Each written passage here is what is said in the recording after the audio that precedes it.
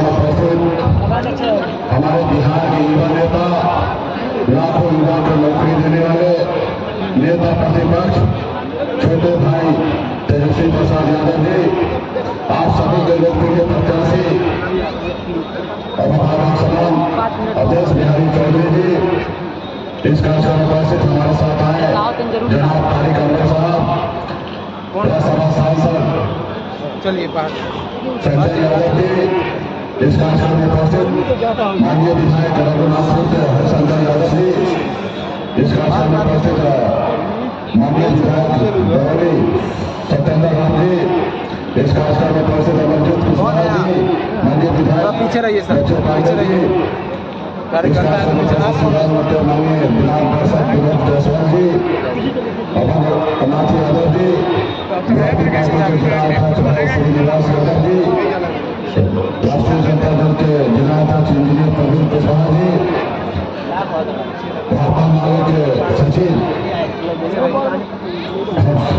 हंसराज मंत्री परशुराम सोने जी, जो एनपीएस के जिला अध्यक्ष है, सिंधु जी वीआईपी पार्टी के महिला अध्यक्ष है, प्रखंड अध्यक्ष वीआईपी पार्टी के प्रतिम चौहान जी, प्रखंड अध्यक्ष वीआईपी के मुकेश सहनी जी, भाजपा के प्रखंड अध्यक्ष अनिल यादव जी, सत्येंद्र राम जी, कांग्रेस के अध्यक्ष प्रखंड अध्यक्ष अभिषेक जी, वीआईपी पार्टी के नेता गणेश सहनी जी, राजानंद सहनी जी, वीआईपी पार्टी के नेता ध्रुव यादव जी, वीआईपी नेता संतोष सहनी जी, वीआईपी नेता श्यामजीत जी, वीआईपी नेता मनोज जी, अफरोज सहनी जी, प्रेम सिंह जी, राजू शाह जी, श्री सहनी जी, सतीश सहनी जी, तमाम महागठबंधन के वरिष्ठ नेतागण मंच पर उपस्थित, इस सभा में उपस्थित बड़े संख्या में उपस्थित नौजवान साथी, सम्मानित गार्जियन,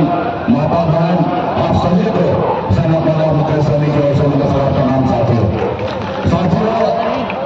ये चुनाव का समय है।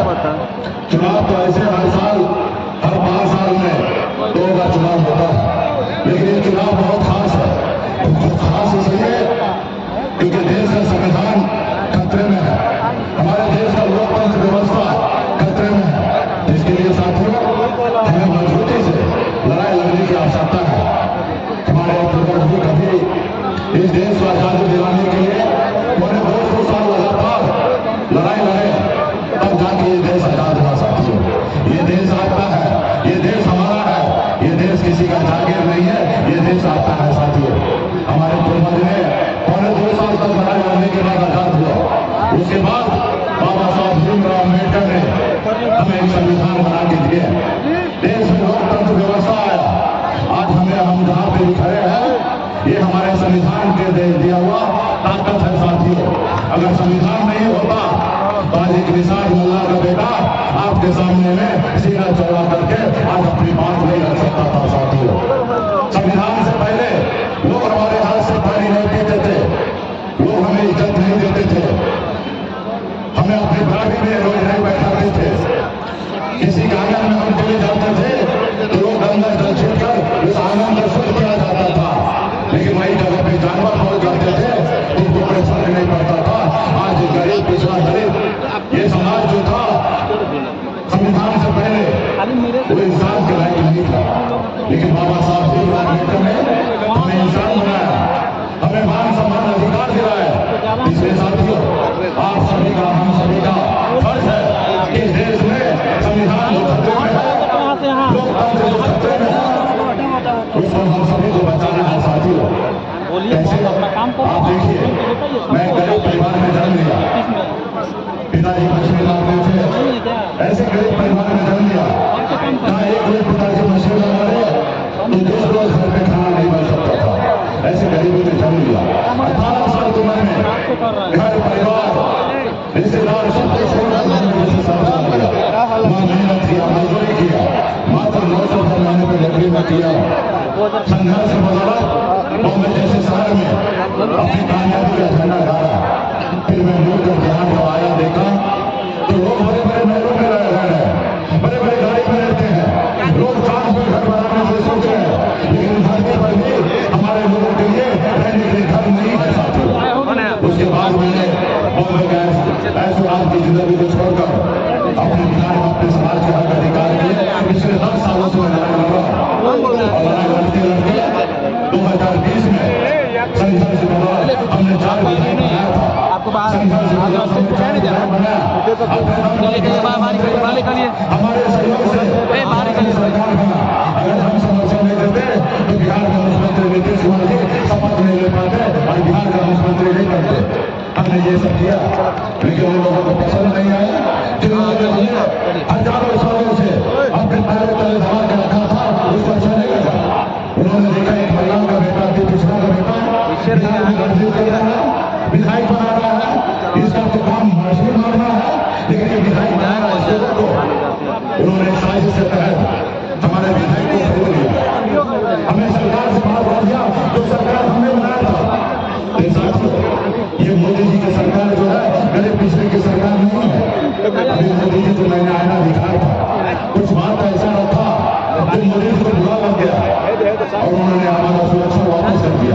2 घंटे के अंदर में सुरक्षा हमारा वापस ले लिया। आज वो मल्ला का बेटा को जिंदा देखना नहीं चाहता, उनको मरवाना चाहता है। तो हम सर उठा के अपनी बात रखे, वो नहीं चाहता है कि हम गरीब पिछड़ा दलित के हक अधिकार की बात हम मन से करें। तो इसलिए साथियों ये देश में लोकतंत्र व्यवस्था नहीं है। बने सरकार को गिरा देते हैं, बने विधायक को खरीद लेते हैं, तो ये कहीं ना कहीं जनता का अपमान है साथियों। तो मैं मोदी जी को आपके मन से कहना चाहता हूँ कि मोदी जी मैं आपका विरोधी नहीं हूँ, मैं आपका तीसरा हाथ हूँ। जो आपको नहीं दिखाई दे रहा है कि गरीब समाज में बच्चे इलाज का में मर रहा है, वही मैं आपको बताने के लिए आया हूँ। हम आपका विरोधी नहीं है, जो आप वादा किए वही बात बताने के लिए मैं आया हूँ। मैं जनता का आवाज हूँ, मैं आपका विरोधी नहीं हूँ। बताइए, मोदी जी आए थे, उन्होंने कहा था कि देश के सभी लोगों को मैं अच्छे दिन लाऊंगा। क्या आपके अच्छे दिन आए? क्या आपके अच्छे दिन आए? मोदी जी ने कहा कि हम सरकार में आने के बाद हर साल 2 करोड़ नौकरी देंगे युवा को। क्या आपको नौकरी मिला? मोदी जी ने कहा कि हम किसान भाई को दोगुनी कर देंगे। क्या हमारे किसान भाई के आमदनी दोगुना हुआ? उन्होंने कहा गरीब को पक्का मकान बना के देंगे। तो क्या गरीब भाई को पक्का मकान बना? नहीं बना। तो बताइए, मैं अगर ये बात कह रहा हूं तो मोदी जी को तकलीफ हो रहा है? अरे भाई, ये हमने कह रहे हैं 2014 में मोदी जी ने इस देश की जनता से वादा किया। उन्होंने कहा कि हम आपके अच्छे दिन आएंगे, लेकिन हम 10 साल उनका इंतजार कर रहे हैं। साथियों बाबा साहब भीमराव अम्बेडकर ने बहुत सोच समझ कर संविधान में नेता के लिए सिर्फ 5 साल का समय रखा। इसलिए समय 5 साल का रखा कि अगर नेता जो वादा करे वो नेता अपना टाइम पे वादा पूरा करे। अगर वादा पूरा नहीं करेंगे तो इस जनता जो है उस नेता को बदलने का काम करेगा। साथियों, जनता जो है वो मालिक है, नेता मालिक नहीं है, जनता मालिक है। लेकिन आपने एक बार उसको मौका दिया, दूसरी बार मौका दिया, लेकिन अभी तीसरी बार का समय है। साथियों, आपको सोचना समझना है। इस संसार में 3 तरह के लोग होते हैं। एक वो लोग जो अडानी अंबानी बड़े पैसे वाले होते हैं, जिसको देश के गरीब से, किसान से, नौजवान से कोई लेना देना नहीं है। एक दूसरा वो जो रात को क्या खाएंगे, कल क्या खाएंगे, उसके लिए परेशान रहता है। ठेला पे सामान बेचते हैं, मछली मारते हैं, वो कल क्या खाएंगे उसका फिक्र करते हैं। और तीसरा आप जैसे युवा, आप जैसे लोग जो नेता के बात को सुनने के लिए आते हैं और सुनते हैं, समझते हैं। इसलिए साथियों, आपके पास सोचने, सुनने, समझने का, सोचने का शक्ति है।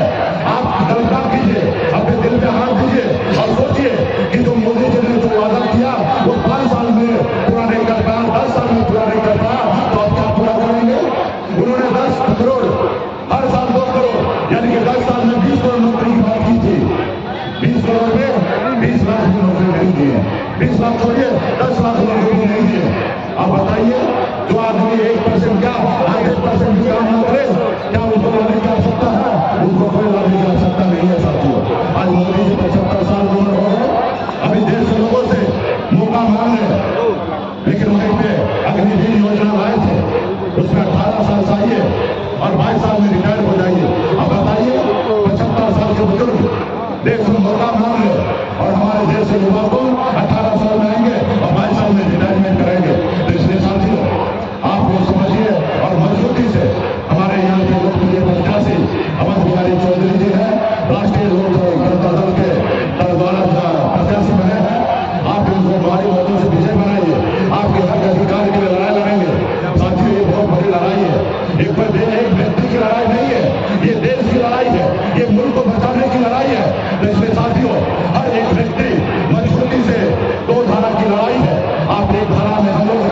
एक धारा में मोदी जी है, हमारे धारा को साथ आइए।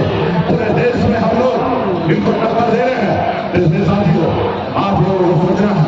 अब मोदी जी आए थे, कह रहे थे हम झोला उठा के निकल जाएंगे, तो देश की जनता से मैं आग्रह करता हूँ, जब मोदी जी झोला लेके जाए तो झोला को चेक करना जरूरी है। आज देश का एक एक युवा, एक एक नौजवान सोशल मीडिया पे एक ही सवाल कर रहे हैं कि मोदी जी जब झोला लेके जाए तो झोला में चेक कीजिएगा इसमें क्या क्या लेके जा रहे हैं। ऐसे मोदी जी को नहीं छोड़ना है। और आप लोगों से एक और आग्रह करता हूँ, मोदी जी के बहुत सारे नेता आपके गांव में, आपके टोला में, आपके मोहल्ला में आएंगे और आपसे वोट मांगने के आएंगे। उसको कुर्सी पे बैठाइएगा, चाय भी पिलाइएगा, नाश्ता भी खिलाइएगा, लेकिन जब तक 15 लाख रुपए न दे दे तब तक उनको छोड़िएगा नहीं, उनको बता के रखिएगा। इसलिए क्योंकि उनको कहिएगा कि आपके मोदी जी ने जो वादा किए थे, क्योंकि पिछले बार भी आप ही वोट मांगे थे और इस बार भी आप ही वोट मांगने के आए। अब मोदी जी जो वादा किए थे 15 लाख रुपया, वो अभी तक मिला नहीं है।